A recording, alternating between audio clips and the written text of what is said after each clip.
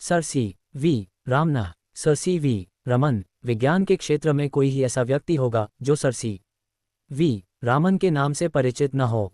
विज्ञान के क्षेत्र में वे पहले भारतीय वैज्ञानिक थे जिन्होंने सन 1930 में अपने आविष्कार रामन प्रभाव रमन इफेक्ट के लिए नोबेल पुरस्कार प्राप्त किया था।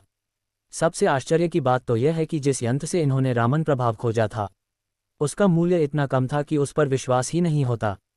आजकल रामन प्रभाव का अध्ययन करने के लिए प्रयोग में आने वाले यंत्रों का मूल्य कई लाख रुपयों तक होता है, जबकि इनके द्वारा प्रयोग किए गए यंत्र का मूल्य केवल 200 रुपये ही था। चंद्रशेखर वेंकटरामन का जन्म दक्षिण भारत में त्रिचनापल्ली नामक स्थान में हुआ था। इनके पिता एक कॉलेज में भौतिकी के अध्यापक थे। रामन बचपन से ही पढ़ने लिखने में बहुत प्रवीण थे। 12 वर्ष की आयु में जब इन्होंने मैट्रिक की परीक्षा पास की तो उनके पिता इन्हें उच्च अध्ययन के लिए विदेश भेजना चाहते थे, लेकिन एक ब्रिटिश चिकित्सक ने स्वास्थ्य के दृष्टिकोण से उन्हें विदेश न भेजने की सलाह दी। अतः रामन को अपने देश में ही अध्ययन करना पड़ा। इन्होंने प्रेसिडेंसी कॉलेज मद्रास से सन 1904 में B.A. पास किया और सन 1907 में भौतिक विज्ञान में M.A. पास किया। M.A. की परीक्षा में इनका विश्वविद्यालय में प्रथम स्थान रहा। विद्यार्थी के रूप में ही भौतिक विज्ञान में इन्होंने कई महत्वपूर्ण काम किए। सन 1906 में प्रकाश विवर्तन डिफ्रैक्शन पर उनका पहला शोध पत्र प्रकाशित हुआ।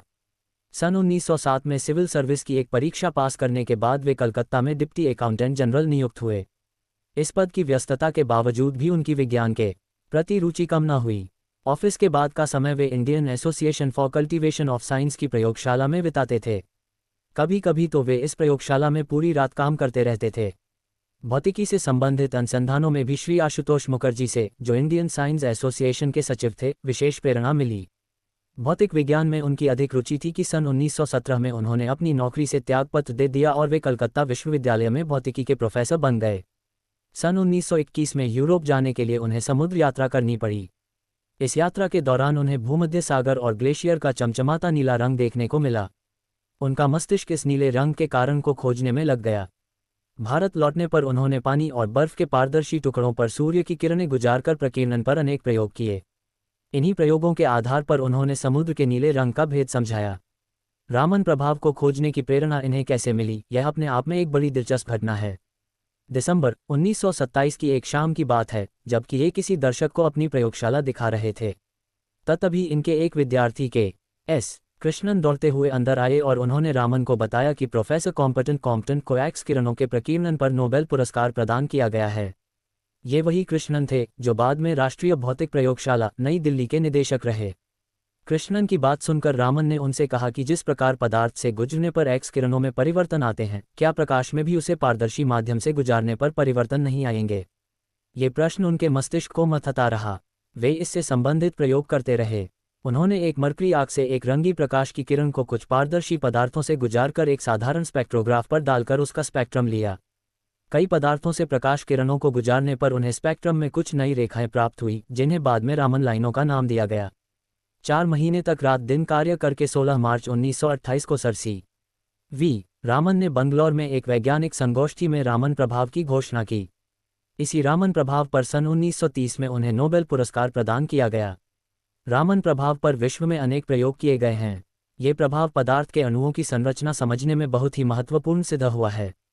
वास्तविकता तो यह है कि इस खोज के बाद 10 वर्षों की अवधि में 2000 से भी अधिक पदार्थों की संरचना ज्ञात की गई।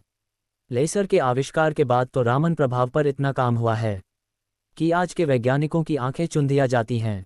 सन 1924 में sir C V Raman London की रॉयल सोसाइटी के सदस्य नियुक्त हुए। रामन महोदय ने चुंबकत्व संबंधी और संगीत वाद्य यंत्रों के क्षेत्र में भी अनेक अनुसंधान किए। सन 1943 में उन्हें बंगलौर के पास रामन रिसर्च इंस्टीट्यूट की स्थापना की। इसके बाद जीवन भर वे इसी संस्थान में अनुसंधान कार्य करते रहे। सन 1970 में बंगलौर में इस महान वैज्ञानिक का देहांत हो गया। युवक वैज्ञानिकों के लिए उनका संदेश था कि अनुसंधान कार्यों में उपकरणों से कहीं अधिक महत्वपूर्ण स्वतंत्र विचार और कठिन परिश्रम है। जीवन भर सर सी वी रामन देश के अनेक विश्वविद्यालयों तथा संस्थानों में विज्ञान संबंधी भाषण देते रहे। उन्हें वैज्ञानिक बड़ी श्रद्धा के साथ भाषण देने के लिए आमंत्रित करते थे। सर सी वी रामन की एक और विशेषता ये थी कि उन्हें किसी भी उच्च पद के प्रति कभी भी कोई लगाव नहीं रहा और न ही उच्च पद प्राप्त करने की उन्होंने कभी इच्छा की। इसके विपरीत उनकी रुचि सदा विज्ञान में ही रही और विज्ञान की उपासना में ही वे जीवन भर लगे रहे।